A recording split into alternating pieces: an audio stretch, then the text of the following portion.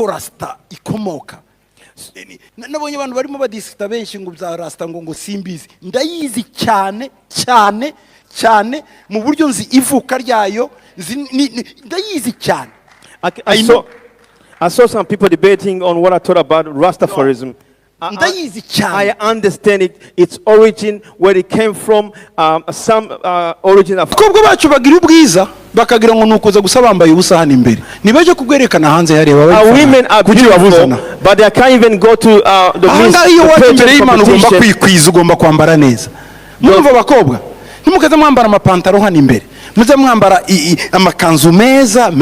Women should be mukena amapantaro iri hanze muri, ariko mu nzu y'Imana haba conduct code zaho.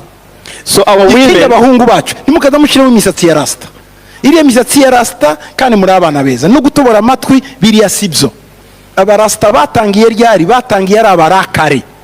Ikindi cyo mutazi, rasta yatangijwe nande? Rasta en fait, anyway, biriya byatangijwe n'abarakare bo muri Jamaica.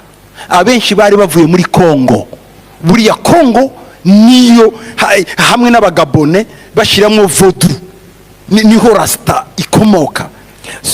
Nabonye abantu barimo badisita benshi ngo bya rasta ngo simbizi. Ndayizi cyane cyane cyane mu buryo nzi ivuka ryayo, ndayizi cyane. I saw some people debating on what I thought about Rastafarism. I understand its origin, where it came from, some origin are from Congo, Marcus Garvey nibo batangiye, the founders of the Rastafarism movement. And Rodney started to write about it. Imaze gupfa uwaje kongera kwizamura ni Bob Marley. Biciye mu kuririmba revived Rastafarism by his story songs. Icyo bakoraga kubera imico yo muri Congo kera babatwara ari imbohe, bagiraga ikintu cy'urumogi bita cannabis, kugira ngo ubashe kuja mu mwuka wagombaga kunywa cannabis. Nukuvuga ngo umurasta agomba kuja mu yindi si, donc ari byo bita Babylon.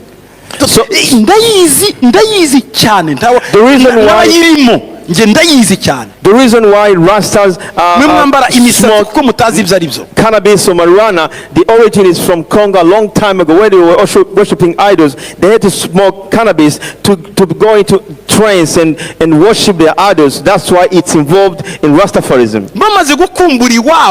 When they missed where they came from as slaves,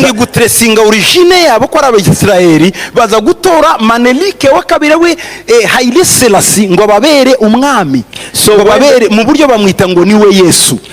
Ngo abarastafara Yesu wabusuye wacu ni Haile Selassie uriye muri Ethiopia wapfuye. So donc ni gute mwakwambara birabiye? Rastafarism is a false religion. They are Jesus, the Messiah is Haile Selassie from Ethiopia, so they don't have the same Jesus, same Messiah as us. Niwe bitango n'intare y'umuryango wa Yuda, niyo mpamvu bagirana n'intare. They call him the Lion of Judah. Haile Selassie, not Jesus, our Jesus. So why did they start to have dreadlocks? No. They didn't read it from the Bible.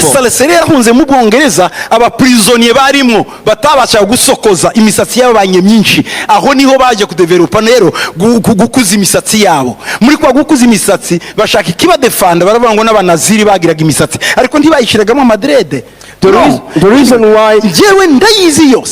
reason why those from the Rastafari religion have dreadlocks. Ubundi dini rya Rastafarism ryarabirabura bashaka kwikukira ngo bave kujya abazungu. Ariko uburyo tuzikukira tuzasoma Bibiliya. We are going to be delivered by reading the Bible, rigizwe n'imisozi so that we know that the church is made of 7